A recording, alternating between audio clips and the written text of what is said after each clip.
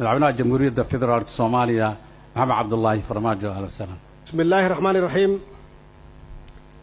قدونك قولها شعبك يكو حيجينديسا رئيس وزراها يقوليسا وزير هذا حلبانا شرفت له قدوميها قول كبنادر مرتي شرفتك عليه أي كجران كوحدة فرساد حولك قرنك كلمان هيدو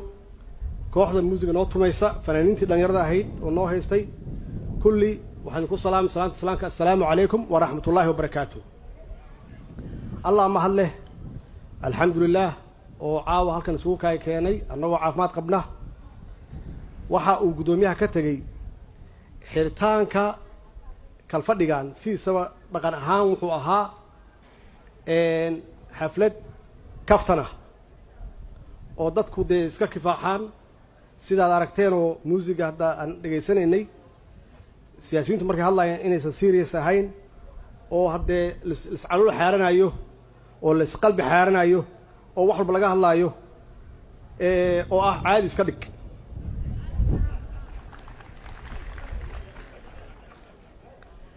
حوجا يا ربا إن كهالله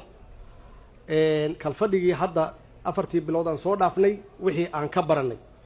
هذا ماشان جوجنو إيوه ماشى عن هكسنينه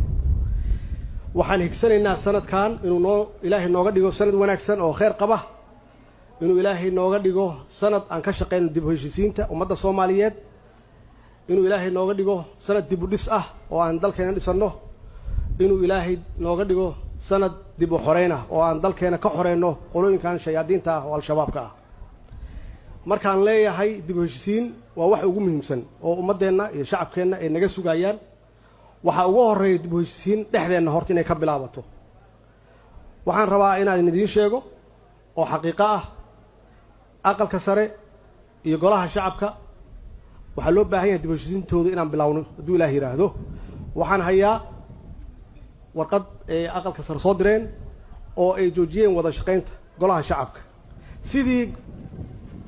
maxaan ku yiraahdaa dawlad goboleedyadii ay shaqada nooga joojiyeen anaga marka hadda dhexdeena weeye wali waxaan u galeynaa gudaheena wax alla wixii mugdi ah oo dhexdeena ku jira si aan ugu gudubno shacabkeena Soomaaliyeed wax kasta oo ay kala qabaan oo dhibaato ah oo hore u dhacday inaan ka shaqeyno si isugu soo dhawaan lahaayeen si gacmaha soo qabsan lahaayeen dib u heshiisiin waarta inaan ka dhex dhigno haduu Ilaahay yiraahdo meesha ka soo bilaabatay marka afar bilood ka hor waxay ahayd markii kalfadhigan furmaayay oo aan ka hadlaynay inaan furno joint session labada aqalka sare iyo golaha shacabka inay lahaadaan joint session oo anigu aan ka qodbeeyo last minute habeenkii ugu dambeeyay yaa aqalka sare waxay yiraahdeen annaga golaha shacabka meel la fariisan meeno waxaan u yeeray gudoomiyaha maxamed mursal iyo maxaan ku yiraahdaa Cabdi Xaashi waa wada fariisiyay xaaladoodu waxay gaartay meel aad iyo aad u daran oo runtii maalintii ay ahayd inay wada fariistaan aysan wada fariisan taasna runtii waxaan ka baqaayay waxay ahayd oo loo baahan yahay haddaan mas'uuliyiin nahay inaan fiirino dareenka shacabkeena haddaan wada jirno shacabkeena waa wada jirayaan haddii aan kala maqannahayna shacabkeena waa kala maqanayaan markaas ka soo bilaabatay xiriirka labada aqal marka in aan dib u heshiisiin u sameeyno haduu Ilaahay yiraahdo sanadkan waxay ku jirtaa barnaamijyadeena number 1 marka la fiiriyo kan ugu horeeya haduu Eebbe yiraahdo waa dhab waxaan ku tuhumeynay xoogaa markaas naftigeena waa markii dawlad goboleedyadu yiraahdeen waxaan ka joojinay wada shaqeynta dawladda dhexe oo xoogaa aan lahayn dawladda dawlad goboleedyada iyo aqalka sare ama xiriir hoose ka dhaxeeyaan iyadoo ay saas tahay yaa waxaa noo yimid ergeygii qaramada midoobay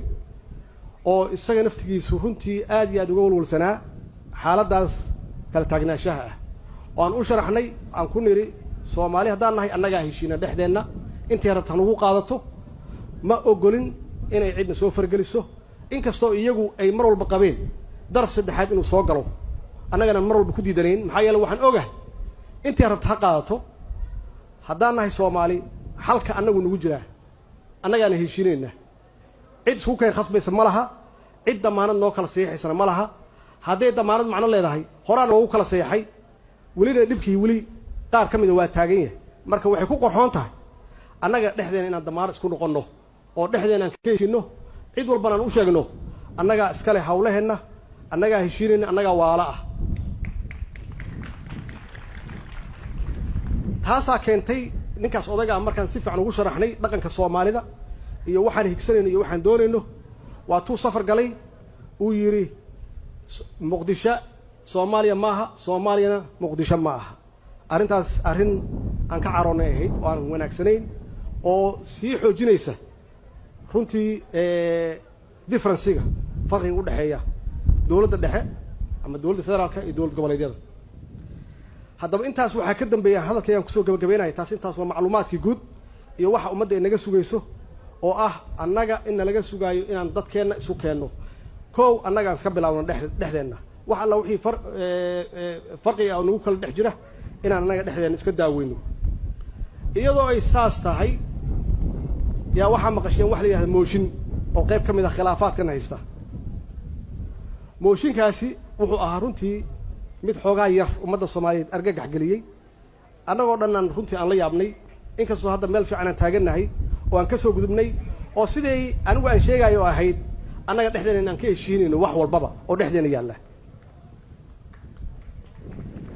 kaftanka waa tana marka kaftanka meeshaan galaysaa gudoomiyaha markuu qabtay yaan soo wacay gudoomiyaha kaftameena waxaan maqlay mooshin baa la qabtay see wax yihiin markaasuu yiri waa hor yaalaa mooshinka waxaan ku yiri see u egyahay wuxuu yiri bal aan kugu soo celiyo warqadihii saas u rogay waa ugu soo celiyo wuxuu yiri numberkaas weey oo yaa ka dambeeya waxaa ka dambeeyo dad waalaha ah oo la yiraahdo qabyo oo waxaan yiri qabyada isla ogeyn waa qabyo waxaan ku yiri bal fiiri qabyo waxaan ku ogeyn wax walba haaf inay uga tagaane bal fiiri hadduu mooshinka dhan yahay in kale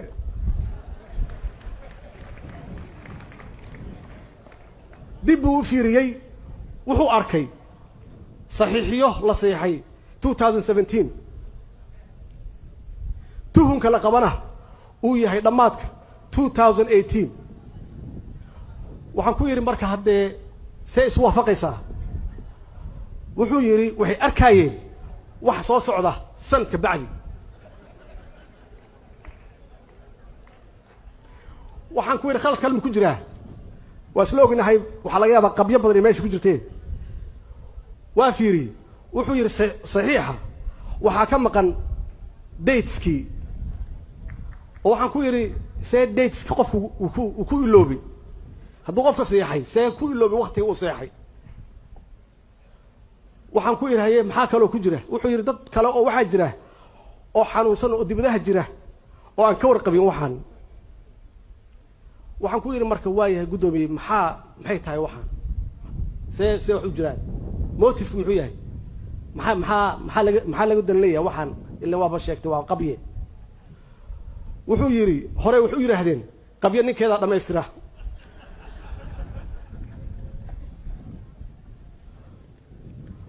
waxaan ku yiri waayahay waa dhabe qabye ninkeeda dhameystireen taas 2016 soo ma ahayn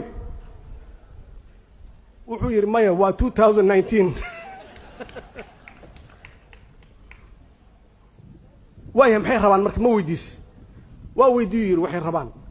waxaa ka mid ah guddiga hanti soo celinta in lagu daro ay iyagu maamulaan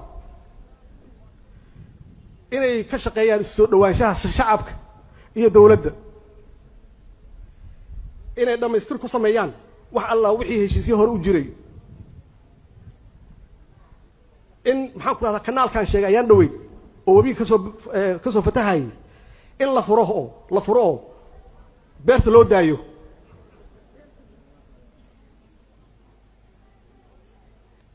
waxay rabaan uu yiri inay xoojiyaan ama ka shaqeeyaan xoojinta hufnaanta dhaqaalaha waxay rabaan uu yiri in ay ka shaqeeyaan oo ay xoojiyaan mushaahar bixinta tan ugu dambaysa